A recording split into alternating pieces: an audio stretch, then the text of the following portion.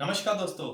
आज हम बात करेंगे कैसे आप बिना किसी इंस्ट्रूमेंट की मदद से, बिना किसी ब्लड प्रेशर अपरेटस की मदद से आप अपना और किसी का भी बीपी टेस्ट कर सकते हो नाड़ी परीक्षण के द्वारा। क्योंकि जो इंस्ट्रूमेंट होता है, जो ब्लड प्रेशर नापने का यंत्र होता है, वो कई बार गलत हो सकता है, लेकिन नाड़ी कभी भी गलत नहीं हो सकती। जैसे एक उदाहरण देकर आपको समझाए, कई बार ये इंस्ट्रूमेंट गलत हो जाता है तो कई बार बीपी, व्यक्ति का बीपी 320 तक भी दिखा देता है, लेकिन 320 में तो व्यक्ति की मृत्यु हो जाती है।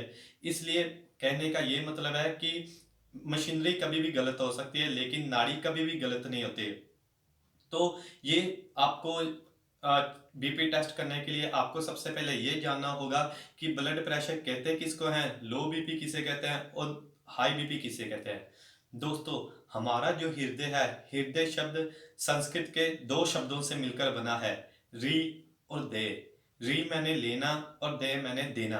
हृदय का यही काम है, रक्त लेना और देना। हृदय जब रक्त लेता है तो धमनियों पर दबाव पड़ता है, जिसको हम लो बीपी कहते हैं, सिस्टोलिक कहते हैं। और हृदय जब रक्त देता है तब भी उन्हीं धमनियों पर दबाव पड़ता है, जिसको हम हाई बीपी कहते हैं, डायस्टोलिक कहते हैं।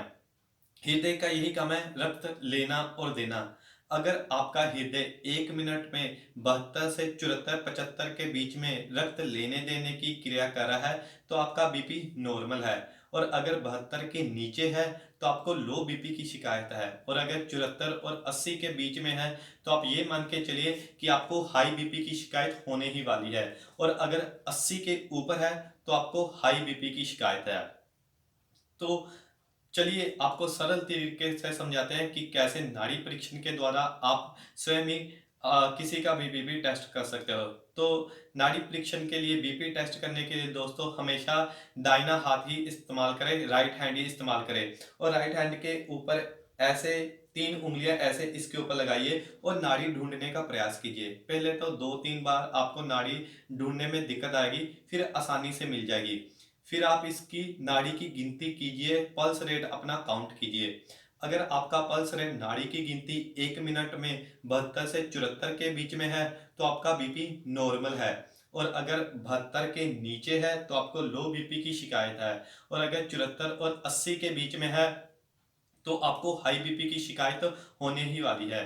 और अगर 80 के ऊपर चला गया है नाड़ी की गिनती, तो आपको पक्का मान लीजिए, तो आपको हाई बीपी की शिकायत है। तो दोस्तों, ये बीपी टेस्ट करने का बड़ा सरल तरीका है, लेकिन ये स्वस्थ व्यक्ति के लिए है जिसकी उम्र 60 साल के नीचे है। बच्चों का तो काफी नाड़ी की गिनती चली जाती है, कई बार 80, 85, 90, 95, 100 तक भी चली जाती है। ये एक स्वस्थ व्यक्ति के लिए है। तो आप घर पर ही किसी का भी बीपी टेस्ट कर सकते हो बड़ी आसानी के साथ। धन्यवाद।